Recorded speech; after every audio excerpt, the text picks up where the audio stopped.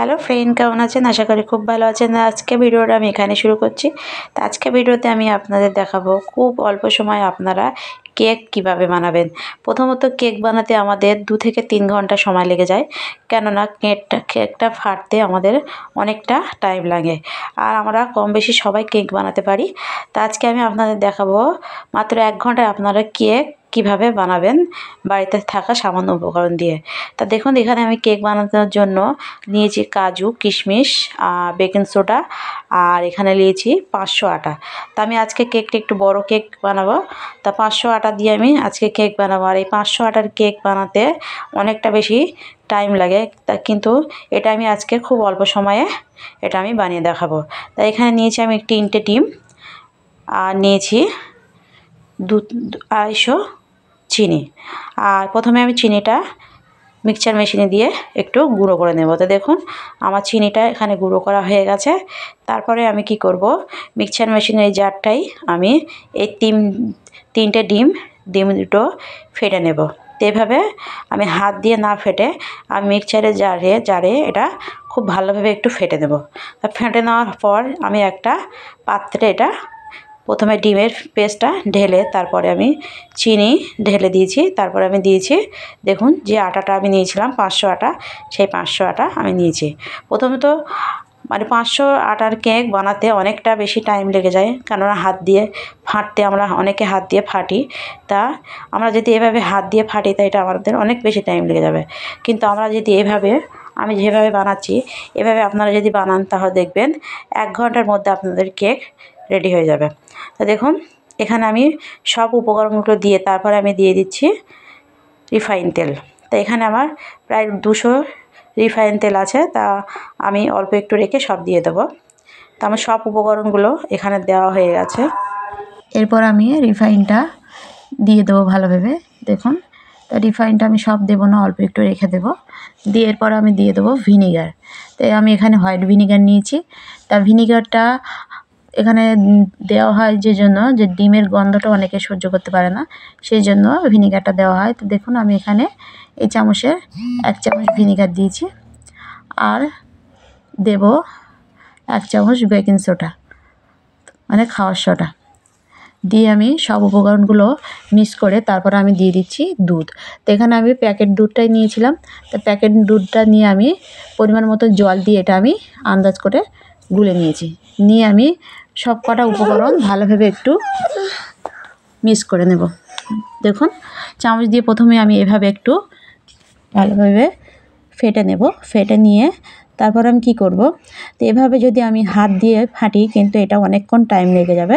তাই এভাবে আমি অল্প 2 থেকে 5 মিনিট এটা আমি হাত দিয়ে ফেটে এরপর আমি এটা কি করব, এটা আমি মিক্সার গ্রাইন্ডারে যে আমাদের বড় জারটা থাকে সেই জারে আমি এরকম অল্প অল্প করে নিয়ে আমি 2বার এটা ফেটে নেব। ভালোভাবে একটু ফেটে নিলে দেখবেন কেকটা আমাদের খুব তাড়াতাড়ি হয়ে যাবে। তো এভাবে আমি বাকি যে বাটারটা আছে সেটাও আমি ফেটে নেব। তো দেখুন আমার ফাটা হয়ে গেছে। আমি একই পদ্ধতিতে সব বাটারটা ফেটে নিয়েছি ভালোভাবে। তো এইভাবে ফেটে নিয়ে তারপর আমি একটা ডেকচি নিয়েছি, এতেই আমি কেকটা বানাবো। তারপরে ওতে আমি তলায় একটু রিফাইন মানে সাদা তেল ভালোভাবে একটু দিয়ে তারপরে একটা কাগজ আমি কেটে রেখেছিলাম, সেই কাগজটা আমি ভালোভাবে এইভাবে বসিয়ে দিয়েছি। তো এইভাবে কাগজটা লাগিয়ে দিতে হবে। দেখুন কিভাবে লাগাচ্ছি। তো এভাবে লাগিয়ে তারপর আমি বাটারটা ঢেলে দেবো। তো বাটারটা ঢালার সময় এভাবে একটু উঁচু করে ঢালতে হবে, কেননা এর ভেতরে হাওয়া ঢুকে গেলে কেকটা ফাঁপা মানে ভালো হবে না। তো এভাবে একটু অল্প একটু ঢেলে আমি এটা একটু ঝাঁকিয়ে নেব। তো এভাবে একটু ঝাঁকিয়ে নিতে হবে। আর এটা মিক্সার মেশিন দিয়ে ভালোভাবে একটু ফেটে নিলে খুব অল্প সময়ে কেকটা একদম রেডি হয়ে যাবে। দেখুন তো আমি একই পদ্ধতিতে 2বার আমি এটা ফেটে নিয়েছি। তো দেখুন আমার বাটারটা প্রথমে দেওয়া হয়ে গেছে। এরপর আমি দিয়ে দেবো কাজু কিশমিশ। আমি একে একে সবটা আমি দেব না, কিছুটা আমি রেখে দেবো উপরে দেওয়ার জন্য।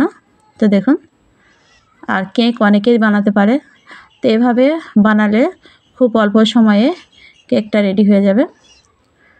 দেখুন এরপর আমি বাকি বাটারটা এই কাজু কিশমিশের ওপর ভালোভাবে দিয়ে এটা একটু সমান করে আমি এরপর আমি চুলায় বসিয়ে দেব। দেখুন আপনারা দেখতে থাকুন। এখন আমার বাটারটা প্রায় রেডি হয়ে গেছে। এরপর আমি একটা কড়াই একটু লবণ দিয়েছি। লবণটা গরম হলে আমি লবণটা গ্যাসটা হাই ফ্লেমে দিয়ে এটা লবণটা গরম করে নেব। নিয়ে তারপরে আমি একটা স্ট্যান্ড লবণের উপরে এভাবে বসিয়ে দেব। দিয়ে এতে আমার দিয়ে দিতে হবে কেকের যে বাটারটা আমি রেডি করে রেখেছিলাম সেটা আমি দিয়ে দেবো। প্রথমে হাইতে দিয়ে গ্যাসটা লবণটা ভালোভাবে গরম করে নিয়ে তারপর আমি এটা বসিয়ে এটা ঢাকনা দিয়ে ঢেকে দেব। দিয়ে আমি গ্যাসটা একদম লো করে দেবো। তো প্রথমে হাইতে রেখে লবণটা গরম করে নিতে হবে। দিয়ে এটা আমি লোতে দিয়ে আমি এটা ঢাকা দিয়ে আমি পরে আমি আধ ঘন্টা পরে দেখুন আমার কেকটা কতটা ফুলে উঠেছে। তারপর আমি যে বাকি কাজু কিশমিশটা রেখেছিলাম সেটা আমি এর উপরে দিয়ে দেব। আমি একসাথে দিলে কি হয় ওটা ভেতরে ঢুকে যায় সবটা, আর উপরে ডিজাইনটা থাকে না। ওই জন্য আমি এটা উপরে দেওয়ার জন্য কিছুটা রেখে দিয়েছিলাম।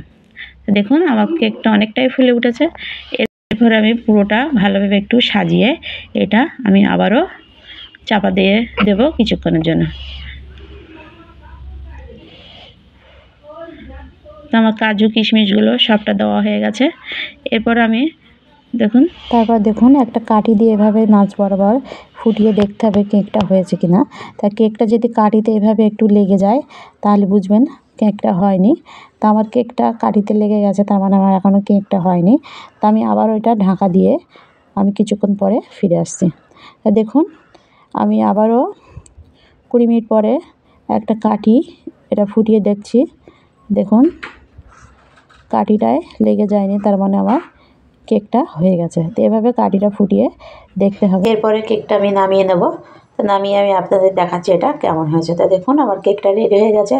আর কেকটা কতটা বড় হয়েছে দেখুন, আর কতটা ফুলেছে দেখুন, খুব সুন্দর হয়েছে। তো এভাবে আপনারা খুব সহজে খুব অল্প সময়ে এভাবে আপনারা যদি বানাতে চান তাহলে মিক্সচার মেশিনে অল্প অল্প করে ভালোভাবে ফেটে নিয়ে এভাবে বানালে দেখবেন খুব সুন্দর। আপনারা খুব অল্প সময়ে 2 ঘন্টার কাজ মাত্র আধ ঘন্টায় আপনারা করতে পারবেন, আর খুব সহজে আপনারা কেক বানাতে পারবেন।